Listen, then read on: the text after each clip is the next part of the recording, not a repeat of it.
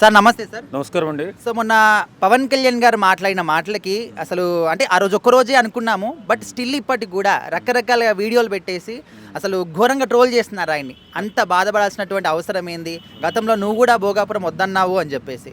So దీనికి మీరు ఏం చెప్పదలుచుకున్నారు?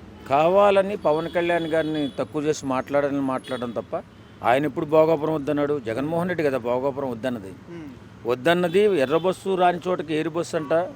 నవ్వుతున్నారా బాబు, మీ భూములు మీకు ఇచ్చేస్తా, నేను 2019 ఎన్నికల్లో నేను గెలిస్తా అని చెప్పి మాట్లాడింది జగన్మోహన్ రెడ్డి. అంటే ఆ వీడియో క్లిప్ జస్ట్ ఆ ఒక్క మాట వరకే వింటున్నారు, మొత్తం వీడియో చూస్తే తెలుస్తుంది ఎందుకన్నాడు అనేది కూడా అని అంటున్నారు.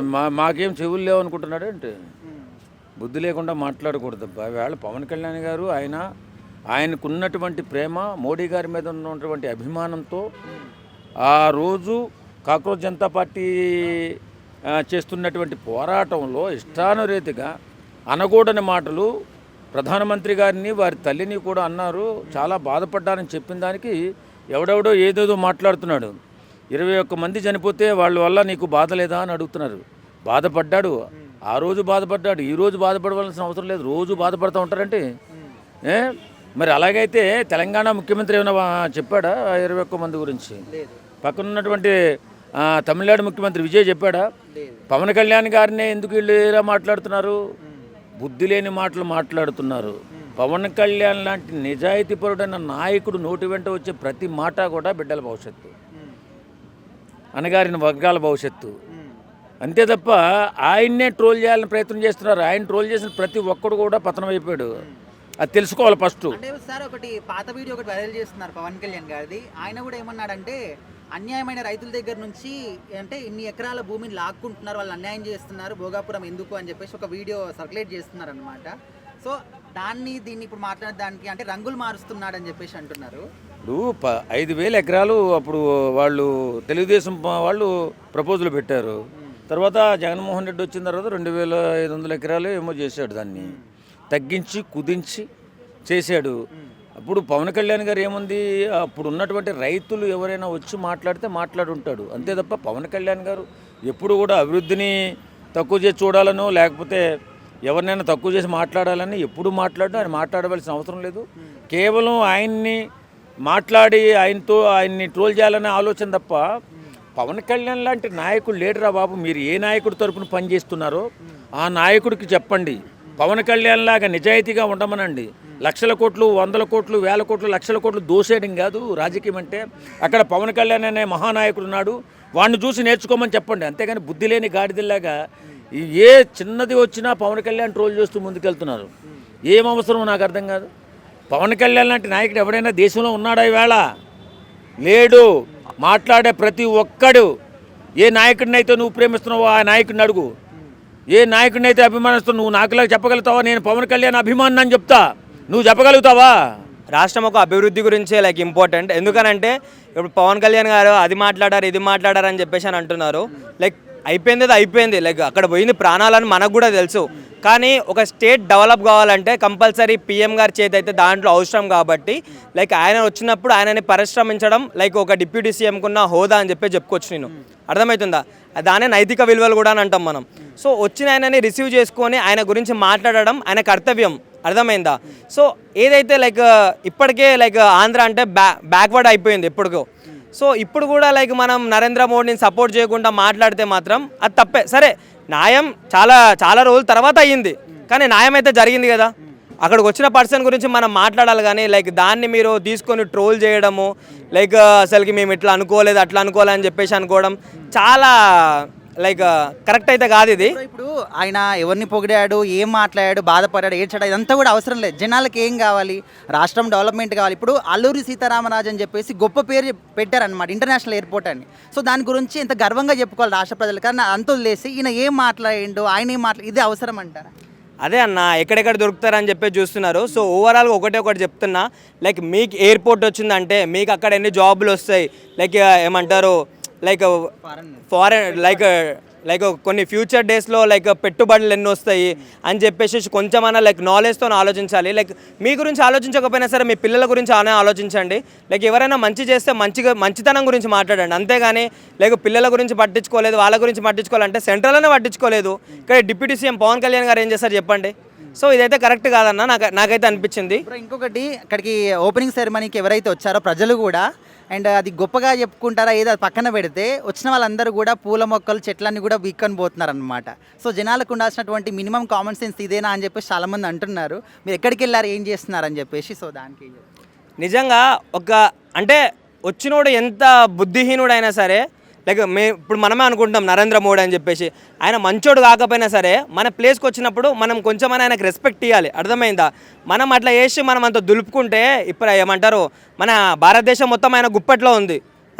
ఆంధ్ర తలుచుకుంటే ఆంధ్రాలో ఏమంటారు నిధులు కూడా ఆపేస్తే అప్పుడు మళ్ళీ మీరు ఈ పవన్ కళ్యాణ్ మీద ఈ చంద్రబాబు నాయుడు మీదనే పడతారు. సో మంచి చేసినా కష్టమే, చెడు చేసినా కష్టమే. మీరు ఇప్పుడు పవన్ కళ్యాణ్ ఒక ఏమంటారు హీరోలాగా ట్రీట్ చేయకండి, అర్థమైందా. ఆయన డిప్యూటీ సీఎంలా ఉండు కాబట్టి డిప్యూటీ సీఎం లాగానే ఆలోచిస్తాడు.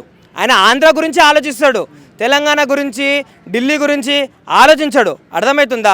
మీరు అది ఫస్ట్ మీ మైండ్ సెట్ మార్చుకోండి. అందరూ మాట్లాడుతున్నారు, నేను మాట్లాడాలనంటే నీ ఆంధ్ర ఎప్పటికీ డెవలప్మెంట్ కాదు. ఈరోజు ఇన్ని మాటలు మాట్లాడే ఆంధ్ర అంత బ్యాక్వర్డ్లో ఉంది, అర్థమవుతుందా. ఇప్పట్లో ఇట్లాంటి కొత్త నాయకులు వచ్చారు కాబట్టి వాళ్ళకు కొంచెం సపోర్ట్ చేసేసి లైక్ వాళ్ళు ఏ మాటలో అయితే ఏ మార్గంలో నడుస్తారో వాళ్ళతో నడవండి. ఒకటి ఏంటంటే పవన్ కళ్యాణ్ అన్న మాట్లాడింది ఏంటంటే మోదీ గారిని పొగిడారు. అంటే అంత పెద్ద మనిషిని, ప్రధానమంత్రి, దేశాన్ని పరిపాలించే వ్యక్తి, ఇండియా రాష్ట్రాన్నే ముందుకు తీసుకుపోయే వ్యక్తిని ఎన్నో మాటలు అన్నారు, ఇష్టార్సంగా తిట్టారు, ఎన్నో పోస్టులు పెట్టిండ్రు. యూట్యూబ్లో కావచ్చు, ఇన్స్టాగ్రామ్లో కావచ్చు, టీవీలో కావచ్చు, ఎన్నో మార్ఫింగ్ చేసి మోదీ గారిని గలీజ్గా చూపియడము చాలా బాధ అనిపించింది అని వ్యక్తం చేసిండు పవన్ కళ్యాణ్ అన్న. నన్ను తిట్టిండ్రు, ప్రధానమంత్రిని ఇన్ని సంవత్సరాల నుంచి ప్రధానమంత్రిగా గెలుచుకుంటా ఈ దేశాన్ని ముందుకు తీసుకుపోతుండు, అటువంటి మనిషిని ఎందుకు అట్లా తిట్టిండని చాలా బాధపడ్డాడు. అంటే ఇప్పుడు ఇక్కడ మెయిన్ ఏంటంటే ఆయన తిట్టిరా లేకపోతే ఈయన బాధపడ్డాడు ఇదంతా కూడా పక్కన పెడితే, ఇప్పుడు ఒక రాష్ట్రానికి ఇంటర్నేషనల్ ఎయిర్పోర్ట్ దానికి అల్లూరి సీతారామరాజు గారి పేరు పెట్టారు. సో దానివల్ల ఎకనామికల్గా ఎంత డెవలప్మెంట్ అవుతుంది, ఎంతమంది పెట్టుబడులు పెట్టడానికి వస్తారు రాష్ట్రానికి, ఇదంతా కూడా గొప్పగా మాట్లాడుకోవాలి. సో అదంతా కూడా పక్కన పడేసి ఈయన అదే మాట్లాడండి, దీని గురించే పదే ఎందుకు మాట్లాడు. బట్ ఏంటంటే అక్కడ పోరాటం చేస్తుండ్రు ఎంతోమంది స్టూడెంట్స్, వాళ్ళని లాఠీ చార్జీలు చేసిండ్రు, టీఆర్ గ్యాస్ వదిలిండ్రు, వాళ్ళని జైల్లో వేసిండ్రు, వాళ్ళ మీద గన్ను దాడులు గీట చేసిండ్రు, ఎంతో దాడులు చేసి ఆ రోజు పవన్ కళ్యాణ్ అన్న మాట్లాడలేదు, బాధపడలేదు. ఈరోజు మోదీ గారిని తిట్టిందని బాధపడుతున్నారు. ఆ రోజు నిరుద్యోగులు ఎంతోమంది చనిపోయిండ్రు, రక్తం అక్కడ దారపోయింది. ఆ రోజు మాట్లాడలే కదా పవన్ కళ్యాణ్ అన్న. ఈరోజు ఏమో బాధపడుతుండు, నరేంద్ర మోదీ గారిని తిట్టిండు, ఎందుకు తిట్టిండ్రు ఇంతమంది అని ఎంతోమంది అంటున్నారు. ఆ రోజు బాధపడిండు, ఆ రోజు బాధపడలేదు, ఈరోజు ఎందుకు బాధపడుతున్నాను అన్నారు. అంటే ఒకటి ఏంటంటే ప్రజల్లో ఏముందంటే నిధులు కావాలి, నాకు నిధులు వస్తే నా రాష్ట్రాన్ని డెవలప్మెంటింగ్ చేసుకోవచ్చు.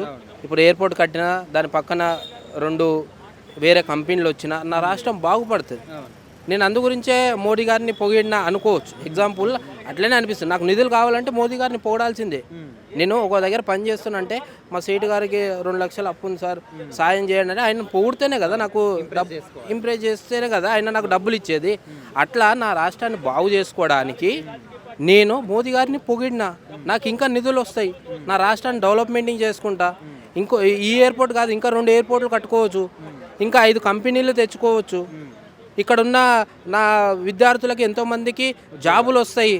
అట్లని ఆయన వ్యక్తం చేసిండు. ప్రధానమంత్రి ఒక హోదాలు ఉన్నాడు కదా, అటువంటి ఆయనని తిట్టడము కరెక్ట్ కాదని పవన్ కళ్యాణ్ అన్న బాధపడిండు. అది శ్రేష్టంగా తెలుస్తుంది. ఎందుకు బాధపడ్డాడంటే నాకు నిధులు కావాలి, నా రాష్ట్రాన్ని బాగు చేసుకోవాలంటే నాకు నిధులు ఎంతో అవసరము, ఎన్నెన్నో నిధులు కావాలి, అందు గురించే నన్ను బాధపడ్డామని స్పష్టంగా తెలుస్తుంది. ప్రజల గిట్ట ఏమనుకుంటున్నారంటే రాష్ట్రాన్ని బాగు చేయాలంటే మోదీ గారిని కంపల్సరీ పొగడాలి, పొగిడితేనే నాకు నిధులు వస్తాయి.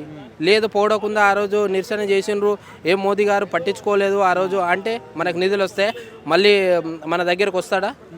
ప్రధానమంత్రి గారు మన దగ్గరకు వచ్చి ఏ అవసరం ఉన్నా, చిన్న అవసరం ఉన్నా ప్రధానమంత్రి అపాయింట్మెంట్ గిట్ట దొరకదు, ఆ రోజు దొరకదు. మనకు అవసరం ఉన్నప్పుడు వెళ్ళినాం అనుకో అపాయింట్మెంట్ గిట్ట దొరకదు. అందు గురించి నిధులు కావాలని పొగిడిండ్రు. ఇక్కడ శ్రేష్టంగా తెలుస్తుంది, నాకు నిధులు వస్తున్నాయి, కంటిన్యూస్గా శాంక్షన్ అవుతున్నాయి నిధులు.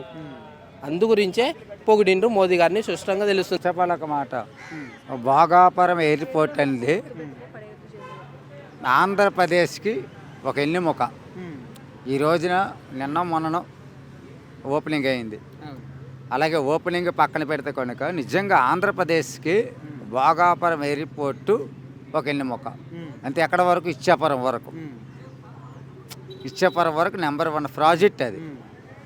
కాబట్టి ఖచ్చితంగా ఈ ఎయిర్పోర్ట్ నుంచి కూడా మనకి డెవలప్మెంట్ అయ్యే అవసరాలు కూడా ఉన్నాయి, పరిమాణాలు కూడా ఉన్నాయి. అలాగనే కొంతమంది మేము చేసామని అంటారు, చేసింది ఏం లేదు. ఇంతకుముందు పునాది రాయిలు కూడా వేయలేదు కొంతమంది. మేము పూర్తి చేస్తే రిబ్బన్ కటింగ్ అని చెప్తారు చాలామంది. మరి ఆ రిబ్బన్ కటింగ్ వాళ్ళు చేయొచ్చు కదా. అలాగన్నట్టు ఆ విషయాన్ని పక్కన పెడితే కనుక ఖచ్చితంగా ఈ రోజున ఆంధ్రప్రదేశ్ రాష్ట్రము నిజంగా నలుమూలలో కూడా మంచి అభివృద్ధి వైపు వెళ్తుంది. అంటే భోగాపురం ఎయిర్పోర్ట్ అనే కాదు, ఎయిర్పోర్ట్ పక్కన పెట్టండి, ఎయిర్పోర్ట్ ఎలాగ అయింది. దానికోసం మనం అందరం కూడా ఆనందించవలసిన విషయము, అభినందించవలసిన విషయం. ఖచ్చితంగా మునుముందు కూడా ఇలాంటి భోగాపురం ఎయిర్పోర్ట్ లాంటి ఏవైనా ఉన్నాయి సంస్థలు ఇంకా మునుముందు కూడా. అంటే అన్న ఇప్పుడు ఇక్కడ పాయింట్ ఏంటంటే ఎయిర్పోర్ట్, ఇంటర్నేషనల్ ఎయిర్పోర్ట్, దానికి అల్లూరి సీతారామరాజు గారి పేరు పెట్టారు. సో దీని గురించి రాష్ట్రం అంతా కూడా గొప్పగా చెప్పుకోవాలి, దీనివల్ల డెవలప్మెంట్ అవుతుందని గొప్పగా చెప్పుకోవాలి. కానీ ఇదంతా కూడా మాట్లాడకుండా ఈయన ఏం మాట్లాడిండు ఇదే అంటున్నారు అన్నమాట. పవన్ కళ్యాణ్ ఏం మాట్లాడిండు ఇంపార్టెంటా, లేకపోతే ఈ రాష్ట్రానికి ఎంత డెవలప్మెంట్ ఇది ఇంపార్టెంటా? ఈ రోజున ఖచ్చితంగా నీ పేరు నా పేరు ఇంకొకరి పేరు పెట్టలేదు. అల్లూరి సీతారామరాజు అంటే ఎవరు చెప్పండి ఒకసారి. బ్రిటిష్లని తరిమి కొట్టినటువంటి ఒక ఎవరు? ఫ్రీడమ్ ఫైటర్, మహాయోధుడు. ఆయన పేరు పెట్టడం మంది మనకి మన ఇండియాకే, అంటే మన తెలుగు రాష్ట్రాలని కాదు, మన ఇండియాకే గర్వకారణం అది. అల్లూరి సీతారామరాజు అనే ఒక ఎయిర్పోర్ట్ పేరు పెట్టడం అంతే ఇండియాలో 28 రాష్ట్రాల ప్రజలకు కూడా గర్వకారణం ఇది. దానిపైన కూడా మనము ట్రోల్ చేస్తే ఎట్లా అవుతుంది? ఖచ్చితంగా ఆయన పేరు పెట్టడం అంది మన గౌరవం. అది ఖచ్చితంగా మన గౌరవం అబ్బా. అంతే, మన 28 రాష్ట్రాలకి, అంతే ఆంధ్రప్రదేశ్ తెలంగాణ కాదు, 28 రాష్ట్రాలకు కూడా గర్వకారణమైన పేరు. దానికి మనం అభినందించాలి తప్పితే ట్రోల్ చేస్తే ఎట్లా అవుద్ది? నువ్వు ఎట్లా చేయలేవు, నువ్వెవరి పేరు పెట్టలేవు. అలాంటిది అది అభివృద్ధి చేస్తూ, అది కంప్లీట్ చేస్తూ, ఓపెనింగ్ చేస్తూ ఆయన పేరు పెట్టిన తర్వాత కూడా మీరు ఇలాగా ట్రోల్ చేస్తే ఎంతవరకు కరెక్ట్ అని భావిస్తాను.